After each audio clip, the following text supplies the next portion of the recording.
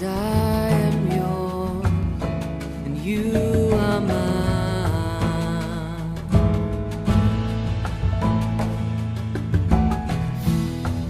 'Cause I am yours, you are mine.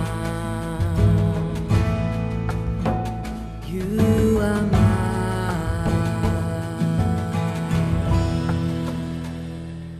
సమూయేలు మొదటి గ్రంథము 1వ అధ్యాయము మొదటి వచనం నుండి. ఎఫ్రాయిము మన్యబంధు రామతయిమోస్ఫీము పట్టణపు వాడు ఒకడుండెను. అతని పేరు ఎల్కానా. అతడు ఎఫ్రాయిముడైన సూపునకు పుట్టిన తోహు కుమారుడైన ఎలీహునకు జననమైన ఎరోహాము కుమారుడు. అతనికి 2 భార్యలుండిరి. వీరిలో ఒకదాని పేరు హన్నా, రెండవ దాని పేరు పెనిన్నా. పెనిన్నాకు పిల్లలు కలిగిరి కాని హన్నాకు పిల్లలు లేకపోయిరి. ఇతడు షీలోహునందున్న సైన్యముల కధిపతియగు యెహోవాకు మురొక్కుటకును బలి అర్పించుటకును ఏటేటా తన పట్టణము విడిచి అచ్చడికి పోవుచుండెను. ఆ కాలమున ఏలి యొక్క 2 కుమారులకు హోఫ్ని ఫినెహాసులు యెహోవాకు యాజకులుగా నుండిరి.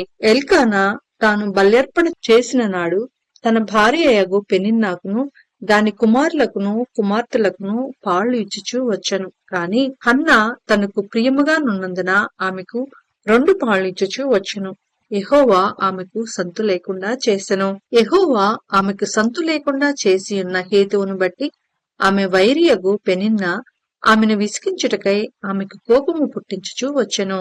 ఎల్కానా ఆమెకు ఏటేటా ఆ రీతిగా చేయుచూనుండగా హన్నా యెహోవా మందిరమునకు పోవునప్పుడెల్లా అది ఆమెకు కోపము పుట్టించెను కనుక ఆమె భోజనము చేయక ఏడ్చుచూ వచ్చెను. ఆమె పెనిమిటి అయిన ఎల్కానా, హన్నా, నీవెందుకు ఏడ్చుచున్నావు? నీవు భోజనము మానుట ఎలా? నీకు మనోవిచారం ఎందుకు కలిగినది? 10 మంది కుమారుల కంటే నేను నీకు విశేషమైన వాడను కానా అని ఆమెతో చెప్పుచూ వచ్చెను. వారు షీలోహులో అన్నపానములు పుచ్చుకొనిన తరువాత హన్నా లేచి యాజకుడైన ఏలీ ముందర స్తంభము దగ్గరనున్న ఆసనము మీద కూర్చునియుండగా బహు దుఃఖాక్రాంతురాలై వచ్చి యెహోవా సన్నిధిని ప్రార్థన చేయుచు బహుగా ఏడ్చుచు, సైన్యముల కధిపతి వగు యెహోవా, నీ సేవకురాలైన నాకు కలిగియున్న శ్రమను చూచి నీ సేవకురాలైన నన్ను మరొక జ్ఞాపకము చేసుకొని నీ సేవకురాలైన నాకు మగపిల్లలు దయచేసిన ఎడల వాని తలమీదికి క్షౌరపు కత్తి ఎన్నటికీ రానియక వాడు బ్రతుకు దినములన్నిటను నేను వానిని యెహోవా వగు నీకు అప్పగింతునని మొక్కుబడి చేసుకొనెను. ఆమె యెహోవా సన్నిధిని ప్రార్థన చేయుచుండగా ఏలి ఆమె నోరు కనిపెట్టుచుండెను. ఏలయనగా హన్నా తన మనసులోనే చెప్పుకొనుచుండెను. ఆమె పెదవులు మాత్రము కదులుచుండి ఆమె స్వరము వినబడకయుండెను కనుక ఏలి ఆమె మత్తురాలయ్యున్నదనుకొని, ఎంతవరకు నీవు మత్తురాలవయుందువు? నీవు ద్రాక్షారసమును నీ యొద్ద నుండి తీసివేయమని చెప్పగా హన్నా, అది కాదు నా ఏలినవాడా, నేను మనోదుఃఖము గలదాననై ఉన్నాను. నేను ద్రాక్షారసమునైనను మద్యమునైనను పానము చేయలేదు కాని నా ఆత్మను యెహోవా సన్నిధిని కుమ్మరించుకొనుచున్నాను. నీ సేవకురాలైన నన్ను పనికిమాలిన దానిగా ఎంచవద్దు. అత్యంతమైన కోపకారణమును బట్టి బహుగా నిట్టూర్పులు విడుచుచు నాలో నేను దీన్ని చెప్పుకొనుచుంటుదనెను. అంతటి ఏలి, నీవు క్షేమముగా వెళ్ళుము. ఇజ్రాయేలు దేవునితో నీవు చేసుకున్న మనవిని ఆయన దయచేయును గాక అని ఆమెతో చెప్పగా ఆమె అతనితో, నీ సేవకురాలైన నేను నీ దృష్టికి కృపనొందును గాక అనెను. తరువాత ఆ స్త్రీ తన దారిని వెళ్లిపోయి భోజనము చేయుచు నాట నుండి దుఃఖముఖిగా నుండుట మానెను. తరువాత వారు ఉదయమందు వేగిరమే లేచి యెహోవాకు మురొక్కి తిరిగి రామాలోని తమ ఇంటికి వచ్చిరి. అంతటి ఎల్కానా తన భార్యయగు హన్నాను కూడెను. యెహోవా ఆమెను జ్ఞాపకము చేసుకొనెను కనుక హన్నా గర్భము ధరించి దినములు నిండినప్పుడు ఒక కుమారుని కని, నేను యెహోవాకు మురొక్కుకొని వీనిని అడిగితిననుకొని వానికి సమూయేలను పేరు పెట్టెను. ఎల్కాయను అతని ఇంటివారందరును యెహోవాకు ఏటేటా అర్పించు బలి నర్పించుటకును మృక్కుబడిని చెల్లించుటకును పోయిరి. అయితే హన్నా బిడ్డ పాలు విడిచు వరకు నేను రాను, వాడు యెహోవా సన్నిధిని అగుపడి తిరిగి రాక అక్కడనే ఉండునట్లుగా నేను వాణ్ణి తీసుకుని వత్తునని తన పెనిమిటితో చెప్పి వెళ్ళకయుండెను. కాబట్టి ఆమె పెనిమిటి అయిన ఎల్కానా, నీ దృష్టికి ఏది మంచిదో అది చేయుము, నీవు వానికి పాలు మాన్పించు వరకు నిలిచియుండుము. యెహోవా తన వాక్యమును స్థిరపరచును గాక అని ఆమెతో అనెను. కాగా ఆమె అక్కడనే ఉండి తన కుమారునికి పాలు మాన్పించు వరకు అతన్ని పెంచుచుండెను. పాలు మాన్పించిన తరువాత అతడు ఇంకా చిన్నవాడయుండగా ఆమె ఆ బాలుని ఎత్తుకొని 3 కోడెలను, తూమెడు పిండిని, ద్రాక్షారసపు తిత్తిని తీసుకొని షిలోహులోని మందిరమునకు వచ్చెను. వారు ఒక కోడెను వధించి పిల్లవానిని ఏలీ యొద్దకు తీసుకుని వచ్చినప్పుడు ఆమె అతనితో ఇట్లనెను, నా ఏలినవాడా, నా ఏలినవాని ప్రాణం తోడు నీ యొద్ద నిలిచి యెహోవాను ప్రార్థన చేసిన స్త్రీని నేనే. ఈ బిడ్డను దయచేయమని యెహోవాతో నేను చేసిన మనవిని ఆయన నాకు అనుగ్రహించెను. కాబట్టి నేను ఆ బిడ్డను యెహోవాకు ప్రతిష్ఠించుచున్నాను. తాను బ్రతుకు దినములన్నిటను వాడు యెహోవాకు ప్రతిష్ఠితుడని చెప్పెను. ఇప్పుడు వాడు యెహోవాకు అక్కడనే మ్రొక్కెను. సమూయేలు మొదటి గ్రంథము 2వ అధ్యాయము 1వ వచనం నుండి. మరియు హన్నా విజ్ఞాపన చేసి ఇలాగనెను, నా హృదయము యెహోవా యందు సంతోషించుచున్నది. యెహోవా యందు నాకు మహాబలము కలిగెను. నీ వలన రక్షణను బట్టి సంతోషించుచున్నాను. నా విరోధుల మీద నేను అతిశయపడుదును. యెహోవా వంటి పరిశుద్ధ దేవుడు ఒకడునూ లేడు. నీవు తప్ప మరి ఏ దేవుడునూ లేడు.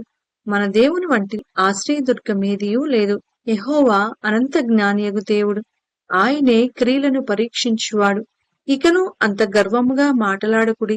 గర్వపు మాటలు మీ నోట రానీయకుడి. ప్రఖ్యాతి నొందిన విలుకాండ్రు ఓడిపోవుదురు. త్రొట్టిలిన వారు బలము ధరించుదురు. తృప్తిగా భుజించిన వారు అన్నము కావలెనని కూలికిపోవుదురు. ఆకలిగొనిన వారు ఆకలి తీరా తిందురు. గొడ్రాలు 7 పిల్లలను కనును. అనేకమైన పిల్లలను కనినది కృషించిపోవును. జనులను సజీవులుగాను మృతులను గాను చేయువాడు యెహోవాయే. పాతాళమునకు పంపుచు అందులో నుండి రప్పించుచుండువాడు ఆయనే. యెహోవా దారిద్ర్యమును ఐశ్వర్యమును కలుగచేయువాడు. కృంగు చేయువాడును లేవనెత్తువాడును ఆయనే. దరిద్రులను అధికారులతో కూర్చుండబెట్టుటకును మహిమగల సింహాసనమును స్వతంత్రింపచేయుటకును వారిని మంటిలో నుండి ఎత్తువాడు ఆయనే. లేమిగల వారిని పెంట కుప్పల మీద నుండి లేవనెత్తువాడు ఆయనే. భూమి యొక్క స్తంభములు యెహోవా వశము. లోకమును వాటి మీద ఆయన నిలిపియున్నాడు. తన భక్తుల పాదములు త్రొట్టిల్లకుండా ఆయన వారిని కాపాడును. దుర్మార్గులు అంధకారమందు మాటుమణుగుదురు. బలము చేత ఎవడునూ జయమునొందడు. యెహోవాతో వాదించువారు నాశనమగుదురు. పరమండలములో నుండి ఆయన వారిపైన యురుము వలె గద్దించును. లోకపు సరిహద్దులలో నుండి వారికి ఆయన తీర్పు తీర్చును. తాను నియమించిన రాజునకు ఆయన బలమిచ్చును. తాను అభిషేకించిన వానికి అధిక బలము కలుగచేయును. తరువాత ఎల్కానా రామాలోని తన ఇంటికి వెళ్లిపోయెను. అయితే ఆ బాలుడు యాజకుడైన ఏలీ ఎదుట యెహోవాకు పరిచర్య చేయుచుండెను. ఏలీ కుమారులు యెహోవాను ఎరుగని వారై మిక్కిలి దుర్మార్గులయుండిరి. జనుల విషయమై యాజకులు చేయుచు వచ్చిన పని ఏమనగా, ఎవడైనా బలిపశువును వధించిన మీదట మాంసం ఉడుకుచుండగా యాజకుని వారు 3 ముండ్లు గల కొంకిని తీసుకుని వచ్చి బొరుసులో కాని, తపేలలో కాని, గూనెలో కాని, కుండలో కాని అది గుచ్చినప్పుడు ఆ కొంకి చేత బయటకు వచ్చినదంతయు యాజకుడు తన కొరకు తీసుకొనును. షీలోహుకు వచ్చు ఇజ్రాయేలులందరికిని వీరు ఈలాగున చేయుచు వచ్చిరే. ఇదియూ కాక వారు క్రొవ్వును దహింపక మునుపు యాజకుని పనివాడు వచ్చి బలిపశువును వధించు వానితో, యాజకునికి వండించుటకై మాంసమిమ్ము. ఉడకబెట్టిన మాంసము అతడు నీ యొద్ద తీసుకొనడు, పచ్చి మాంసమే కావలెను అని చెప్పుచూ వచ్చెను. ఈ క్షణమందే వారు క్రొవ్వును దహింతురు. తరువాత నీ మనస్సుకు వచ్చినంత మట్టుకు తీసుకొనవచ్చునని వానితో ఆ మనిషి చెప్పిన ఎడల వాడు అలాగు వద్దు, ఇప్పుడే ఇవ్వవలెను, లేని ఎడల బలవంతము చేత తీసుకొందునను. అందువలన జనులు యెహోవాకు నైవేద్యము చేయుటయందు అసహ్యపడుటకు ఆ యవనులు కారణమైరి. కనుక వారి పాపము యెహోవా సన్నిధిని బహు గొప్పదాయెను. బాలుడైన సమూయేలు నారతో నేయబడిన ఎఫోదు ధరించుకొని యెహోవాకు పరిచర్య చేయుచుండెను. వాని తల్లి వానికి చిన్న అంగీ ఒకటి కుట్టి ఏటేటా బలి అర్పించుటకు తన పెనిమిటితో కూడా వచ్చినప్పుడు దాన్ని తెచ్చి వానికిచ్చుచూ వచ్చెను. యెహోవా సన్నిధిని మనవి చేసుకొనగా, నీకు దొరికిన ఈ సంతానమునకు ప్రతిగా యెహోవా నీకు సంతానమునిచ్చునుగాక అని ఏలి ఎల్కనాను అతని భార్యను దీవించిన తర్వాత వారు ఇంటికి వెళ్ళిరి.